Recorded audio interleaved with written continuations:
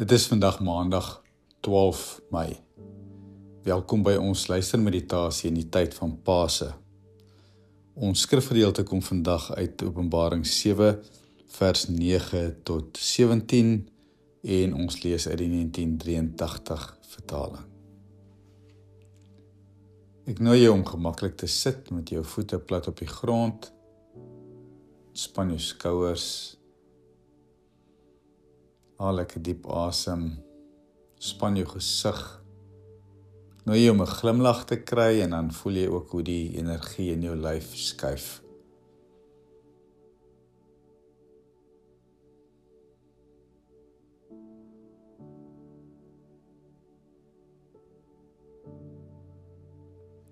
Ek steek vir ons die Christuskers aan.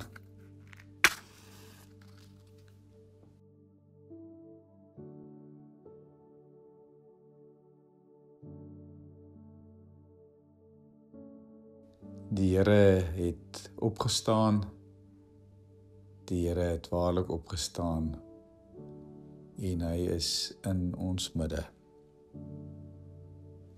Amen. Ek nooi jou om hierdie teks te ontvang. Probeer hierdie beeld wat Johannes vir ons gee, hierdie visioen, jouself inleef binne dit. En dan laat lê jy die woorde of frases, sinsnedes wat jou raak, laat lê dit vir 'n oomblik in stilte op jou hart. Hierna het ek 'n groot menigte gesien wat niemand kon tel nie. Hulle was van elke nasie, stam, volk en taal. En het voor die troon van die Lam gestaan. Hulle het wit klere aangetree en daar was palmtakke in hulle hande. Hulle het hard uitgeroep: Ons redding kom van ons God, wat op die troon sit en van die Lam. Al die engele het rondom die troon, die ouderlinge en die 4 lewende wesens gestaan. Hulle het toe voor die troon gekniel met hulle gesigte na die grond toe en het God aanbid en gesê: Amen. Die lof en die heerlikheid, die wysheid, die dank en die eer, die mag en die sterkte behoort aan ons God, tot in alle ewigheid. Amen. Een van die ouderlinge vra toe vir my: Hierdie mense met die wit klere aan, wie is hulle en waar kom hulle vandaan? Ek weet nie, meneer, sê ek vir hom, maar u weet. En hy sê toe vir my: Dit is die wat uit die groot verdrukking kom. Hulle het hulle klere gewas en het wit gemaak in die bloed van die Lam. Daarom is hulle voor die troon van God en dien hulle hom dag en nag in sy tempel. En hy wat op die troon sit, sal by hulle bly. Hulle sal nie meer honger en nie meer dors kry nie. Die son sal hulle nie brand nie en die hittegloed ook nie. Want die Lam wat in die middel van die troon is, sal hulle herder wees en hulle na die fonteine met die water van die lewe lei. En God sal al die trane van hulle oë afdroog.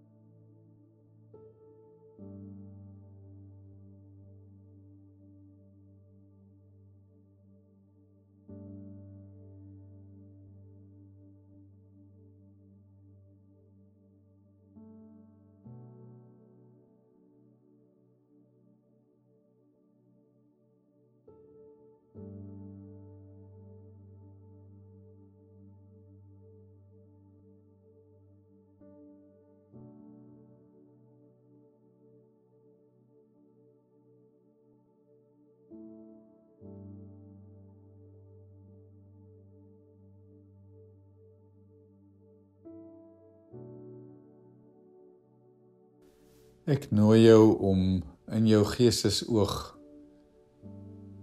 te draai na jou eie pyn, jou eie hartseer, jou eie verlies, jou eie swaar kry, dit waarmee jy op die oomblik struggle, sukkel.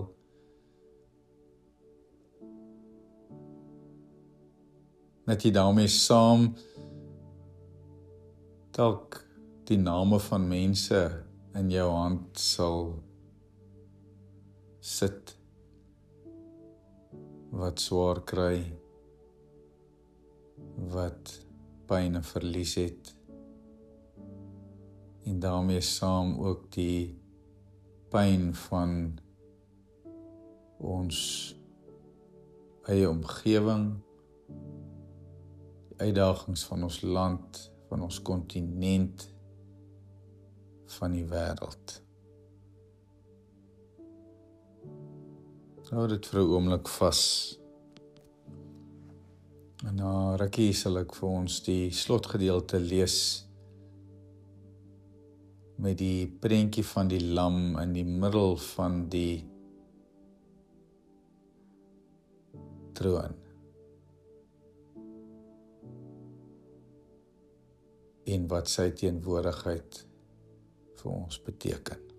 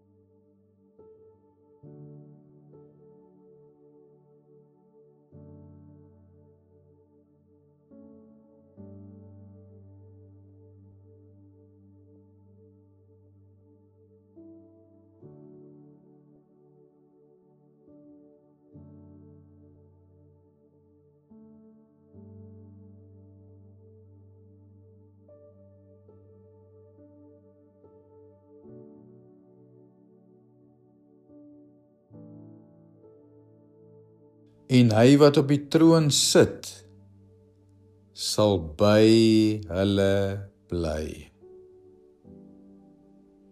Hulle sal nie meer honger en nie meer dors kry nie. Die son sal hulle nie brand nie, en 'n hittegloed ook nie. Want die lam wat in die middel van die troon is, sal hulle herder wees. En hulle na die fonteine met die water van die lewe lei. En God sal al die trane van hulle oë afdroog. Die lam wat in die middel van die troon is, sal hulle herder wees, en hulle na die fonteine met die water van die lewe lei. En God sal al die trane van hulle oë afdroog.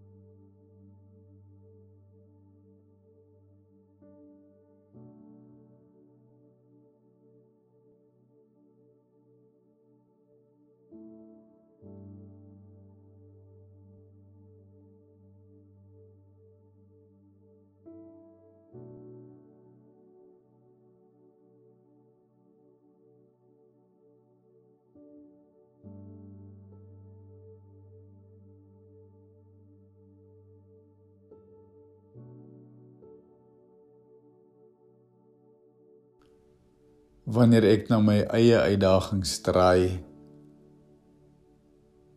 en hulle in my geestes oog hou wat swaar kry